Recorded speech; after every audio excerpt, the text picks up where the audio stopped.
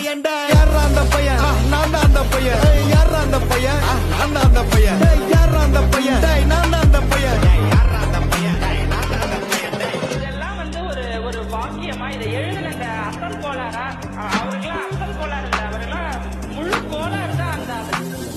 ஒரு நாள் 5 வயசுல அழுவுறது பெஸ்ட்னு புரிய வச்சுட்டாங்க அப்படிதான்